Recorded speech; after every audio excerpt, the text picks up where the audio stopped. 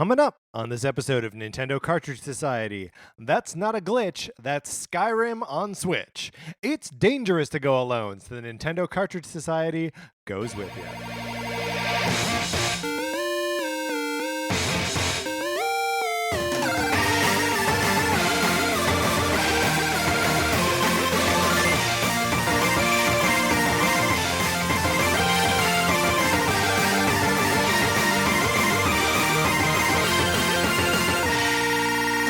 Welcome to Nintendo Cartridge Society. My name is Patrick Ellers, joined as always by my co-host Mark Mitchell. Right now, we are talking about Skyrim on Switch.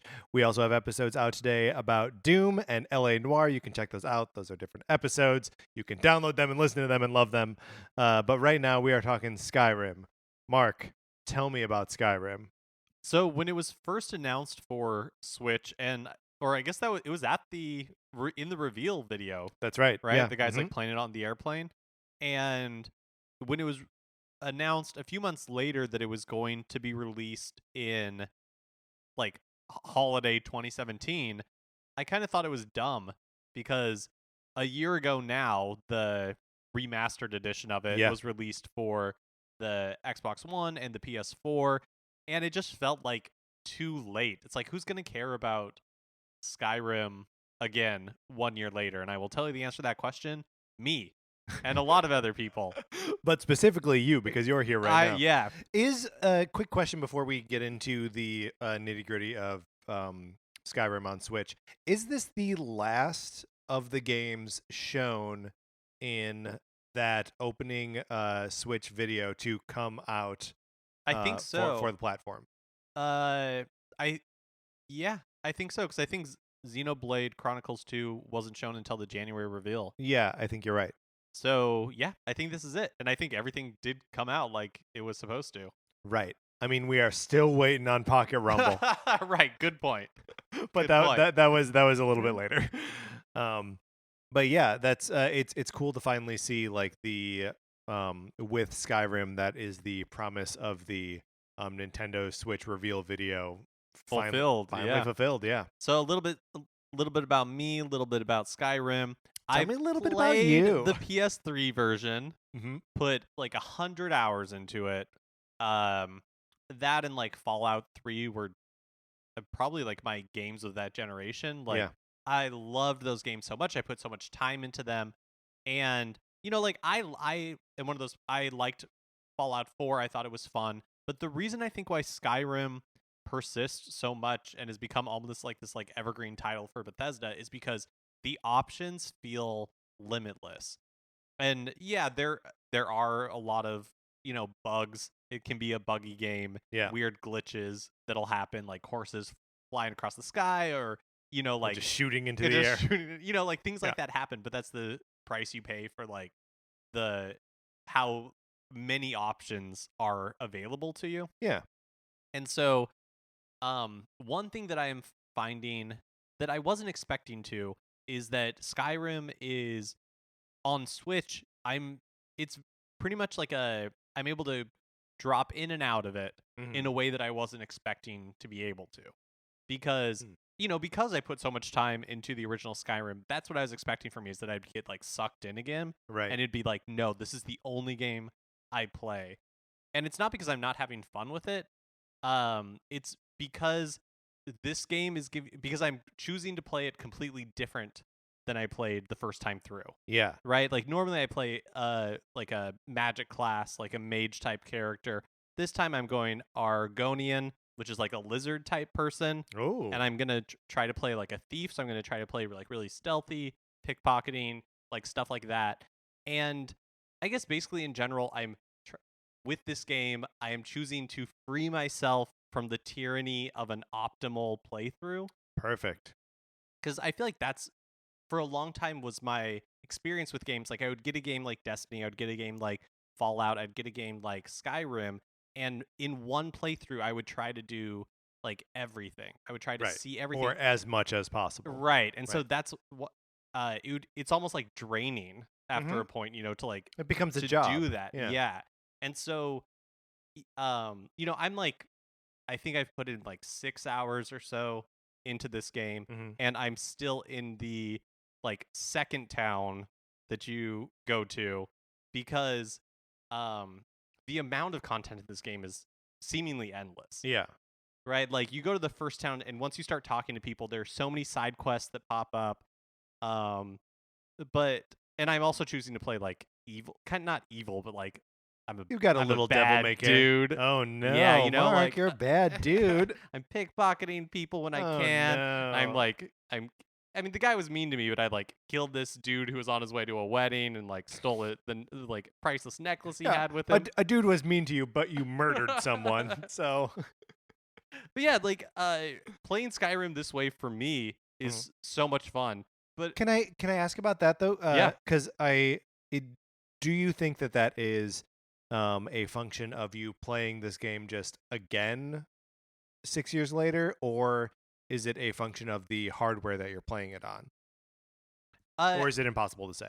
No, I think it is primarily a function for me personally of having played it before. Okay. I think the hardware in a lot of ways, like playing it on Switch, is way better than when I was playing it on PS3. One, it's portable. Portable Skyrim is like a dream. Right. Right? But also it when they did this port, they did a really good job. And so a lot of like the most persistent bugs in the original game are gone. Like again, it's still glitchy.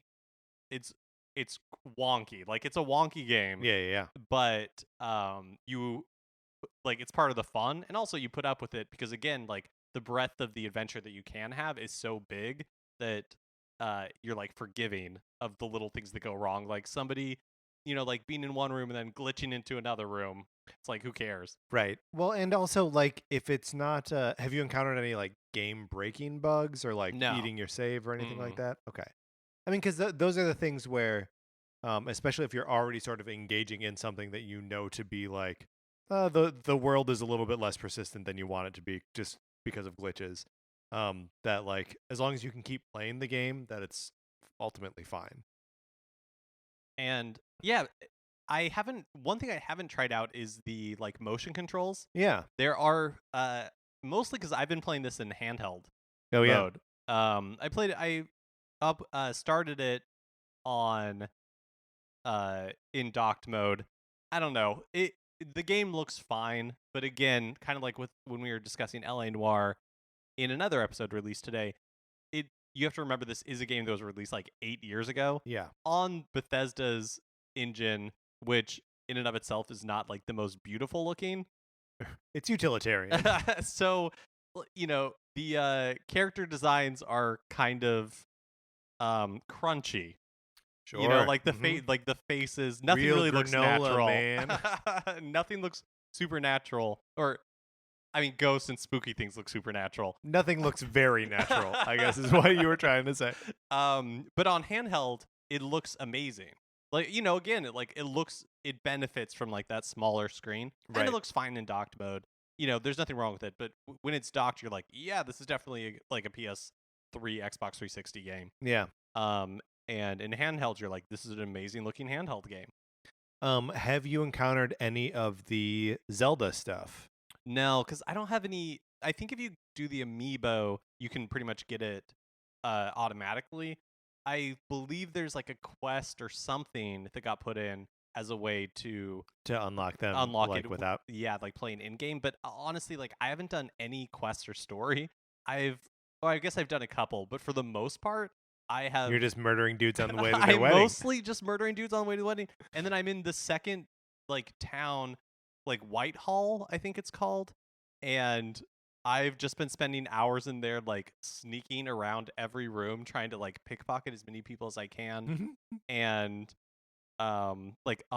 pick as many locks as I can.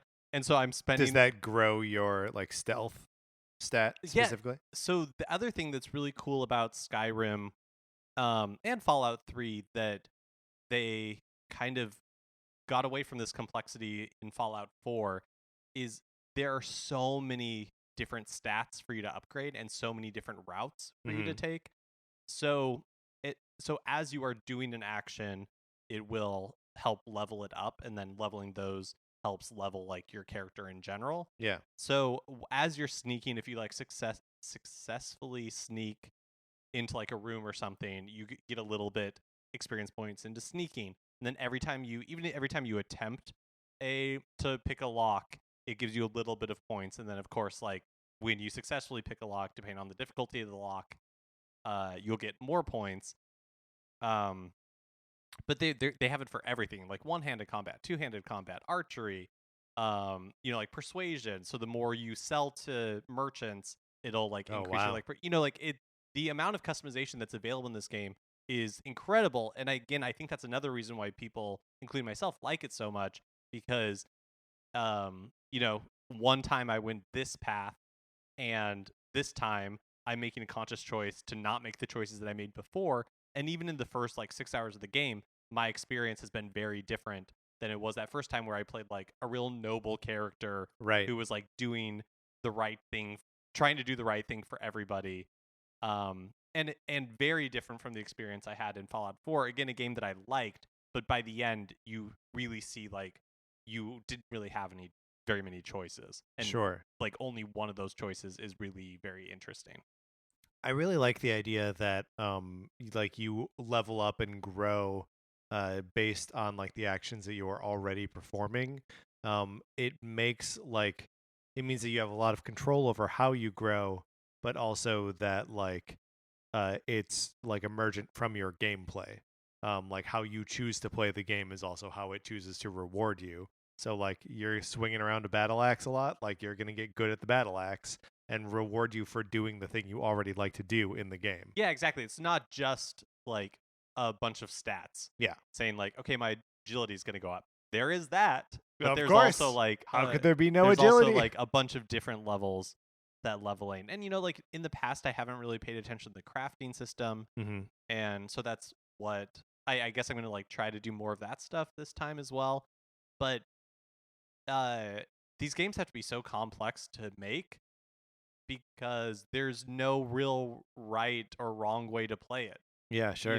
The world is very open to you, and I'm really, really, really enjoying revisiting it on the Switch, where I can just like pick it up, play for a little bit, take it with me when I go to do laundry, or take it with me when I go to like the auto mechanic or anything like that. Yeah. It's really the promise of the Switch, and the reason why I am genuinely excited to buy these ports of games is because the selling point for me is the portability. Yeah, there is really something magical to you can take this wherever you want to go. I mean, especially for the kind of like big AAA games of last generation, or even earlier in this generation, as our conversation about Doom.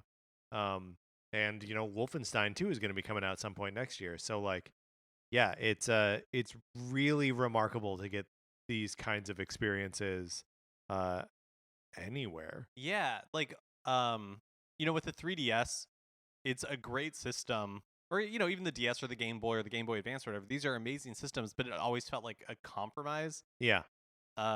You were always generations of technology behind, and but it feels with the Switch like those compromises don't really exist anymore. Yeah. And that's really remarkable. So Doom, you had sort of mentioned, which in the Doom episode, which you should check out.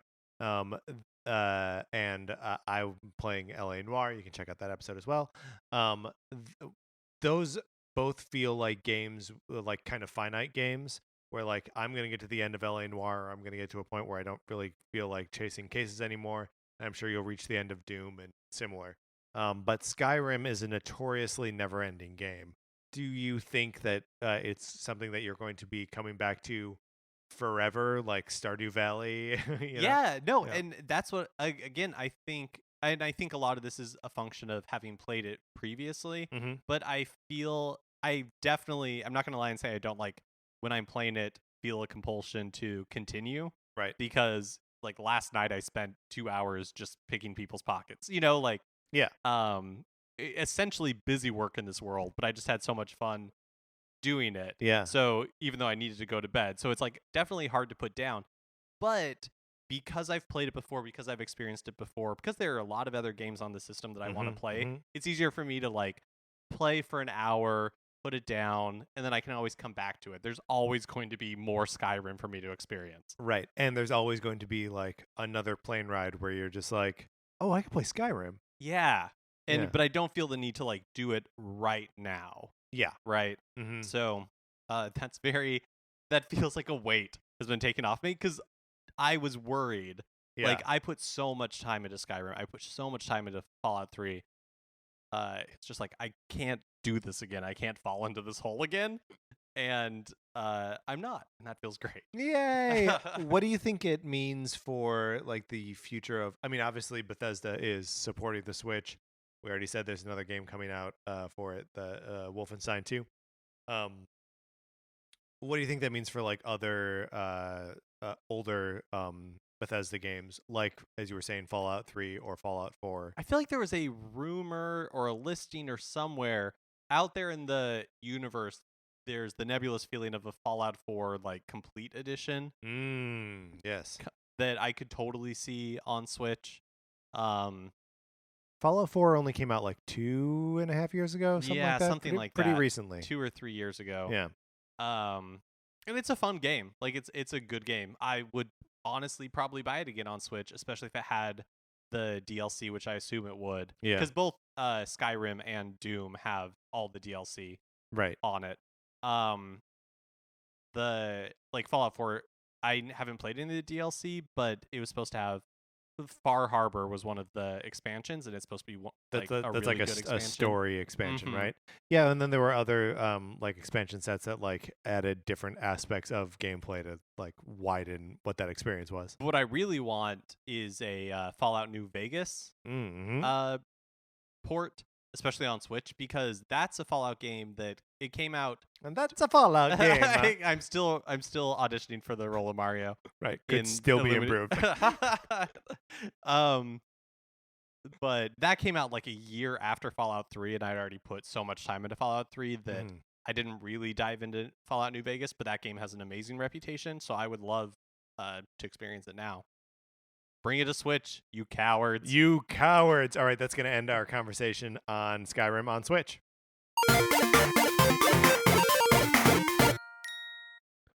And I think that's actually going to do it for this episode of Nintendo Cartridge Society. Remember, we had 2 more episodes out today, one on Doom and the other on LA Noire, so check those out if you are interested in hearing us talk about those games as they are now on Switch. You can rate, review, subscribe on Apple Podcasts. That helps us out a bunch. Follow us on Twitter at Nincart Society. Facebook page is Nintendo Cartridge Society. Shoot us an email at nintendocartridgesociety@gmail.com. Mark and I write about comics on retconpunch.com. Olivia Duncan made our logo. Our theme music is provided by 8bitbetty.com. You can check out his music by going to 8bitbetty. No, I said his name is 8bitbetty.com. That's not right. It's 8bitbetty. His website is 8bitbetty.com. Or you can listen right now. For my co-host, Mark Mitchell, this is Patrick Ellers saying thanks for listening.